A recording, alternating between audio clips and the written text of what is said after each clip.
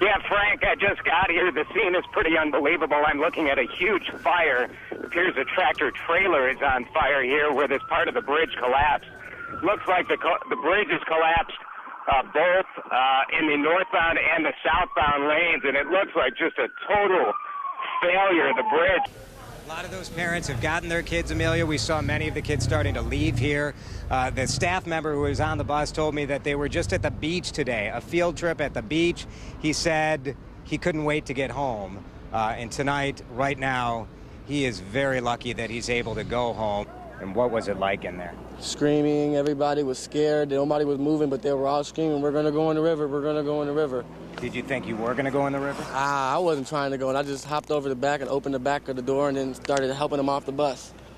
You know, what can you say about that guy and what he did in that moment and helping so many kids? Amelia, we are near a village that has popped up here, a village of rescue workers, of volunteers, of federal investigators, all of them back here ready to help. They have been working all night long, feverishly searching for survivors and trying to help those that did survive. It is hard to find the words to describe what happened here.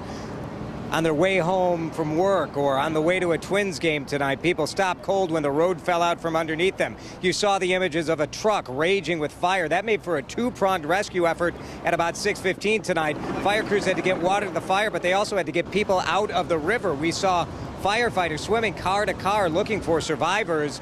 The lucky survivors got to walk away directly off of that collapsed bridge. That's the only blood that I have in my face. Thank God I was wearing my seatbelt, because my truck was completely face down, pointing towards the ground, and I smashed into the bridge when it stopped. How many kids were on that bus? About 60. And what was it like in there? Screaming, everybody was scared, nobody was moving, but they were all screaming, "We're gonna go in the river, we're gonna go in the river." Did you think you were going to go in the river? I wasn't trying to go, and I just hopped over the back and opened the back of the door and then started helping them off the bus. How many kids do you think you helped? All of them, because I was at the back door making sure they didn't fall out and tumble down. Boy, as kids, we all did that practice, that drill at the back of the bus, jumping off in the event of an emergency. To think that that young man we just heard from was at the back of the bus helping kids, not at a regular emergency, when the bus was on an angle on a part of the highway that had collapsed directly into the river. Just an amazing story out here as people rush to help the survivors, and that effort continues at this hour.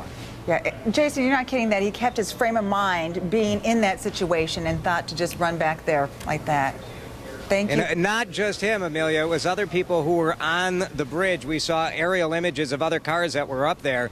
Those people, instead of just rushing to safety for themselves, were helping those kids off the bus.